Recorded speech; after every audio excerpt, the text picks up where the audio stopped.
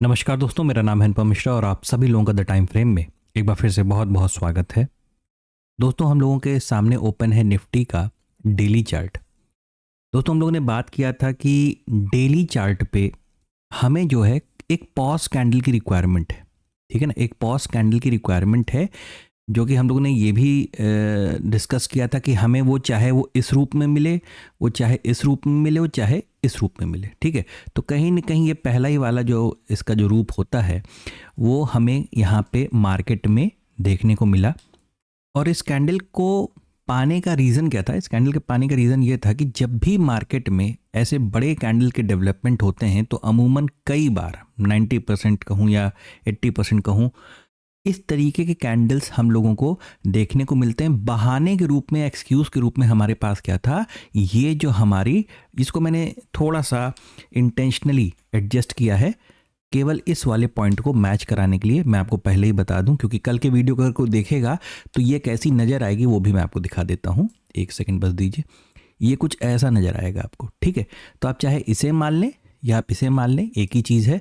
हमको सारे points connect करने थे, वो हमने कर लिए। क्योंकि यहाँ पे भी और चाहे वहाँ पे जैसे वो पहले थी, ये पूरा हिस्सा हमारे लिए एक रेजिस्टेंस के तौर पे ही काम करेगा। ठीक है, अच्छा, अब ये जो पॉज कैंडल मिला है इस, और सबसे बड़ी चीज़ है कि मिला कहाँ पे? जो हम लोग का रेजिस्टेंस लेवल था, वो रेजिस्टेंस लेवल हमारा क्या था? 26,200 या 26,250। ये लेवल कल मैंने यहाँ पे इसको लिख के दे दिया था ऐसे ही, आप इसको ऐसे मैंने आज लिख दे रहा हूँ। ये हमारे लिए दो लेवल क्या थे? ये हमारे एक रेजिस्टेंस जोन की तरीके से काम कर रहे थे। इस ट्रेंड जोन पे हमारा पहले से रेजिस्टेंस था और हमें एक पॉज कैंडल की रिक्वायरमेंट थी, वो भी कहीं ना कहीं हमें मार्केट में देखने को मिल गई। ठीक है दोस्तों, पिछले 2 दिनों से 3 दिनों से हम लोग यही बात कर रहे हैं कि मार्केट में थोड़ा सा कंट्रोल ट्रेडिंग करने की कोशिश कीजिएगा, क्योंकि जिस तरीके से मार्केट बिना किसी प्रॉपर डिसिप्लिन के, है ना, बिना किसी प्रॉपर डिसिप्लिन का मतलब होता है कि रिस्क रिवॉर्ड रेशियो सब कुछ सही से बैठा हो, रिस्क मैनेजमेंट पूरा प्रॉपर हो, इसको कहते हैं प्रॉपर डिसिप्लिन तरीके की ट्रेडिंग। वो नहीं हो पा रही थी, जिसकी वजह से मार्केट एक गैप अप जरूर देता था, लेकिन फिर पूरे दिन क्या करता था, हम लोगों को एक रेंज में फंसा के रख देता था। और आज भी जब हम लोगों ने ये डिस्कस किया था कि अगर आज हमें एक गैप अप ओपनिंग अगर मिलती है, अगर किसी प्रकार की एक गैप अप ओपनिंग मिलती है, जो पहला अटेम्प्ट हम करेंगे, वो किस तरफ का करेंगे? पहले वो डाउन साइड का करेंगे। यानी जो आप पहला ट्रेड का जो आप कोशिश करेंगे वो किस तरफ की करेंगे? वो डाउन साइड की करेंगे। वो आपको मिली भी थी 5 मिनट के चार्ट पे, अगर आप देखोगे या 15 मिनट के चार्ट पे देखोगे तो आपको एक बहुत अच्छी ट्रेड यहाँ पे देखने को मिली भी थी। ठीक है, वापस चलते हैं अपने डेली चार्ट पे और इसको अब देखते हैं कि हमारे पास क्या लेवल है। तो एक चीज़ जो क्लियर हो चुकी है फिलहाल थोड़े वक्त के लिए, वो ये है कि भाई जब तक हम फिर से अब ये हिस्सा हमारे लिए क्या बन गया है? एक प्रॉपर रेजिस्टेंस के तौर पे काम करेगा। ठीक है, और ये लेवल क्या है? आप इस लेवल को तुरंत यूं करें, बना डालें, इसे तुरंत आप बना लीजिए। और ये बनने पे क्या आ रहा है? वही 26,200 और 26,250, ये लेवल आ रहा है हमारे लिए एक रेजिस्टेंस के तौर पे। हमें अब जो ट्रेड अभी फिलहाल देखने हैं या करने हैं, वो कैसे करने हैं? वो ये जो लेवल है ना, ये वाला, एक सेकेंड मैं इसको थोड़ा सा जूम कर दे रहा हूं। ठीक है, ये जो आप लेवल देख रहे हैं, ये जहां पे हम लोगों को क्या मिली है? क्लोजिंग मिली है। इसके नीचे की तरफ वाले जो ट्रेड है ना, हमें वो अब प्लान करने हैं। कब तक वो प्लान करने हैं?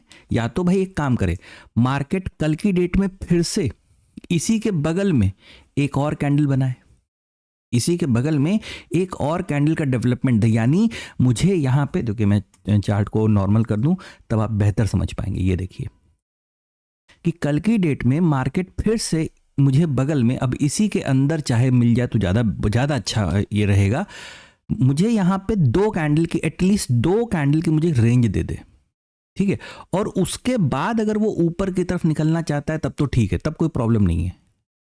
लेकिन अभी इस सिचुएशन में जहाँ पे हम रेजिस्टेंस पे, चाहे वो हॉरिजॉन्टल रेजिस्टेंस हो चाहे वो ट्रेंड लाइन का रेजिस्टेंस हो, जहाँ पे हम खड़े हैं इस जगह पे हम सबसे पहले अगर किसी ट्रेड को प्रायोरिटी देंगे तो वो नीचे की तरफ के ट्रेड को देंगे। और कहाँ तक?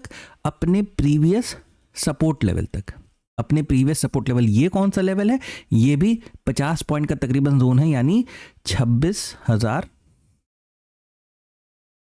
और 26,050। ठीक है, ये वाला क्या था? 26,200 और 26,250। ठीक है, ये लेवल, ये सपोर्ट की तरीके से काम करेगा और ये एक रेजिस्टेंस की तरीके से काम करेगा।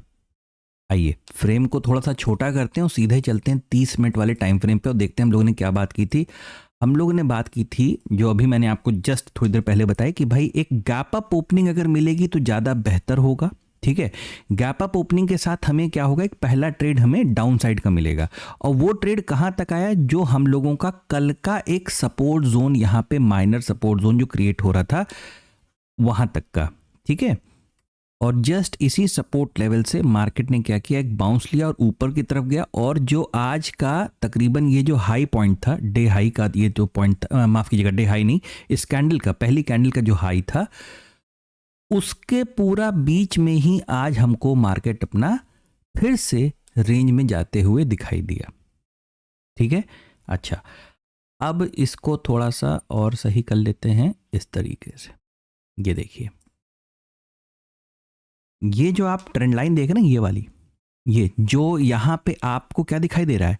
आपको इस पर्टिकुलर जगह पे एक डबल बॉटम, यानी जो हम लोग नॉर्मल भाषा में जिसे डब्लू पैटर्न कहते हैं, ठीक है, ये डब्लू पैटर्न भी नजर आ रहा है, ये ट्रेंड लाइन भी नजर आ रही है। ठीक है, और इस ट्रेंड लाइन के साथ साथ जरा कोशिश करिएगा, इसे भी देखिएगा, ये जो हॉरिजॉन्टल रेजिस्टेंस था, यानी ये वाला रेजिस्टेंस, ये वाला, ये और ये वाला रेजिस्टेंस, ठीक है, ये वाला, तो इन दोनों का ये क्या माना जाएगा? इन दोनों का ये एक प्रकार का ब्रेकआउट माना जाएगा कि नहीं माना जाएगा? तो अगर ये एक प्रकार का ब्रेकआउट हो चुका है मार्केट में, अगर आप कहें तो मैं इसे थोड़ा सा और पीछे की तरफ कर दे रहा हूं, कुछ इस तरीके से।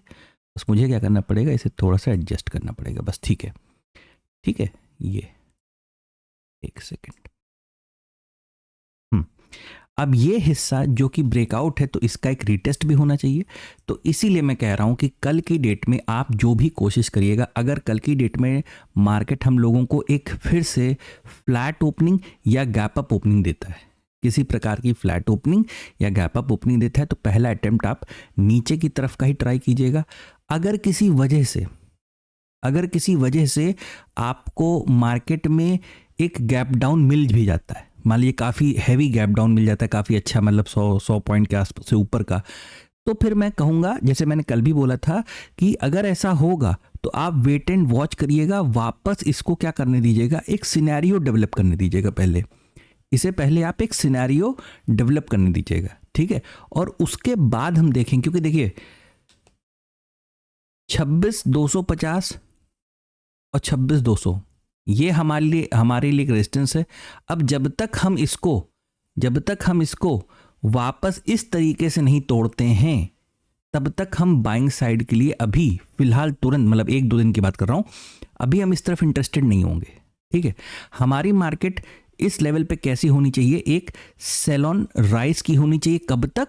जब तक हम अपने प्रीवियस सपोर्ट लेवल तक नहीं आ जाते, मतलब कुछ इस तरीके से। अगर हम यहाँ पे कुछ इस तरीके से आते हैं और फिर ये ऊपर जाती मार्केट, तो एक जो बेटर अपॉर्चुनिटी जो हम लोगों ने कल भी बात की थी, ठीक है, कल भी हम लोगों ने इस चीज़ को लेकर बात की थी कि मार्केट में हमें यहाँ से एक ट्रेंड लाइन मिलेगी। ठीक है, यहां से हमें एक ट्रेंड लाइन मिलेगी, और अगर मार्केट दोबारा इस चीज को ब्रेक करता है, आप इन स्ट्रक्चर्स को ना कभी भी रीड करने की कोशिश कीजिए। जैसे आप इसको देख रहे हैं, ये देखिए, ये है ना, ये जब स्ट्रक्चर मार्केट में ब्रेक करते हैं ना, तो बहुत पावरफुल तरीके से ब्रेक करते हैं। लेकिन जिस प्रकार की मार्केट की सिचुएशन है, जिस प्रकार के इसके हालात चल रहे हैं, अगर मैं यहां पे इंडिया विक्स का चार्ट लगाऊंगा, डेली चार्ट, ठीक है, तो आज इंडिया विक्स 3% और कम हो गया है। मतलब अब पहले 10 कुछ था 10 के आसपास था, अब ये 9.37 के आसपास है। ठीक है, तो सिचुएशन और थोड़ी सी ठंडी होती चली जा रही है। देखना यह है कि मार्केट इसे किस तरीके से रिएक्ट करता है। मैं वापस 30 मिनट पे आ रहा हूँ आपको समझाने के लिए। तो सिंपल सी चीज़ है, इतना रखिएगा कि मार्केट को थोड़ा सा इस फेज में रखने की कोशिश करिएगा नीचे की तरफ। वो लेवल क्या है, 26,050 और 26,000 तक का।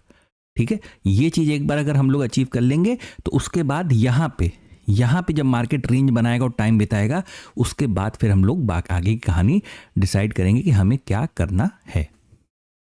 दोस्तों, अगर ऑप्शन चेन को देखेंगे और ये 30 दिसंबर वाली ऑप्शन चेन है, 30 दिसंबर वाली ऑप्शन चेन को देखेंगे तो एक इमीडिएट मतलब ये जो हमारा जो तकरीबन जो एट द मनी का लेवल है, इसमें तकरीबन 80 लाख और इधर 70 लाख के आसपास का ओआई है। ठीक है, ये कल से ज़्यादा अच्छा जनरेट होना चालू होगा। ठीक है, जब कल से नया कॉन्ट्रैक्ट ओपन होगा मार्केट में, यानी 30 दिसंबर वाले जब कॉन्ट्रैक्ट ओपन होंगे तो ज़्यादा बेहतर ये बनेगा, ज़्यादा अच्छे इसमें नंबर्स हमें देखने को मिलेंगे। अगर इसको बस ऐसे ही देखें तो इसका जो सपोर्ट नज़र आ रहा है वो कहाँ पे आ रहा है, ये पुट साइड में तकरीबन 120 लाख है ना, 1,20,00,000 ये 26,000 के स्ट्राइक प्राइस पे हमें नज़र आ रहा है। ठीक है, रेजिस्टेंस बहुत पावरफुल नहीं है, वो काफ़ी दूर दूर है, लेकिन एक इमीडिएट जो अच्छा सपोर्ट है वो कहाँ पे है, 26,000 पे। इसीलिए हम लोग ये बात कर रहे हैं कि टेक्निकली भी यानी चार्ट के माध्यम से भी अगर देखें तो यही 26,000 हम लोगों के लिए एक बेहतर सपोर्ट निकल के आ रहा है। दोस्तों, सीधे हम लोग आए हैं बैंक निफ्टी के 30 मिनट के चार्ट पे। ठीक है, बैंक निफ्टी में हम लोगों ने कहा था, बात की थी कि ये जो हमारी ट्रेंड लाइन है, ये कल ये हम लोगों ने हमारे पास कैसी थी, कुछ इस प्रकार की थी। ठीक है, और कल के वीडियो में हम लोगों ने ये डिसाइड किया था कि इसको हम क्या करेंगे, एक्सटेंड कर लेंगे। इसे हम क्या करेंगे, एक्सटेंड कर लेंगे। और हमें आज बैंक निफ्टी की मार्केट कैसे देखने को मिल सकती है, एक रेंज में देखने को मिल सकती है। और अगर ये रेंज में देखने को मिलेगी तो ये पूरा हिस्सा हमारे लिए क्या होगा, एक नो ट्रेडिंग जोन की तरीके से होगा। ठीक है, अब मैं चाहूँगा दोस्तों कि इस ट्रेंड लाइन को आप चाहे बने रहने दें, और अगर आपको डिस्टर्ब करे तो आप उसे हटा लीजिएगा। ठीक है, लेकिन अब आप यहाँ पे क्या करें, इस तरीके से। ठीक है, ये एक बहुत ही अच्छा तरीका रहेगा। रेजिस्टेंस यहाँ पे हम लोगों ने क्रिएट किया है, और इसका जो रेजिस्टेंस लेवल है वो क्या है, 59,400। 59,400 ये एक रेजिस्टेंस की तरीके से एक्ट करेगा कहाँ पे, बैंक निफ्टी में। ठीक है, आप मैं मतलब एक प्रकार का आपको निवेदन करूंगा कि बैंक निफ्टी में, ठीक है, आप सेलिंग की तरफ ज़्यादा, मतलब वैसे तो हो सकता है कल की डेट में भी, मुझे ऐसा लगता है, ऐसा मुझे फील हो रहा है कि कल की डेट में भी हमें यहाँ पे एक रेंज सा या हल्का सा ना, मतलब जो मार्केट हल्का सा थोड़ा सा रेंज में रहता है लेकिन रहता नीचे की तरफ है हल्का सा, कुछ वैसा सिनेरियो हम लोगों को देखने को मिल सकता है। इस वजह से देखिए मूवमेंट बहुत अच्छा शायद ना मिल पाए, तो मैं निवेदन करूंगा कि बैंक निफ्टी में पहली बात तो ट्रेड को आप अवॉइड कीजिएगा। ठीक है, आप ट्रेड को अवॉइड कीजिएगा बैंक निफ्टी में। लेकिन अगर बैंक निफ्टी यहाँ पे टाइम बिता के कल या परसों से, ठीक है, इसके ऊपर निकलना चालू करता है तो फिर हमें एक अच्छा मूवमेंट, अपना जो अगला जो लेवल है यानी जो अपना रेजिस्टेंस लेवल है यानी 59,500 या 600 तक का हम लोगों को फिर देखने को मिल सकता है। ठीक है, तो बैंक निफ्टी में मैं एक दिन और मैं लेना चाहूँगा, ये देखना चाहूँगा कि बैंक निफ्टी इस जगह पे करता क्या है, क्योंकि जिस तरीके से ये रेंज बना रहा है ऐसा मुझे महसूस हो रहा है कि यहाँ से ये रेंज बना के थोड़ा सा अगर नीचे आ भी जाता है तो इस हिस्से से वापस फिर यहाँ पे, लेकिन कोई बहुत बेहतर क्लैरिटी नहीं है। इस वजह से बैंक निफ्टी में मुझे क्षमा कीजिएगा, इसमें कोई बहुत बढ़िया चीज़ मुझे फिलहाल के लिए नज़र नहीं आ रही है, और अगर इस जोन में रहूँगा तो बिल्कुल भी ट्रेड करने की कोशिश नहीं करूँगा। ठीक है, तो दोस्तों ये था निफ्टी और बैंक निफ्टी का एनालिसिस कल के लिए। आशा करता हूँ आपको समझ में आया होगा, अच्छा लगा होगा। अगर आपको एनालिसिस अच्छा लगे तो please like, subscribe and share my channel. धन्यवाद, नमस्कार।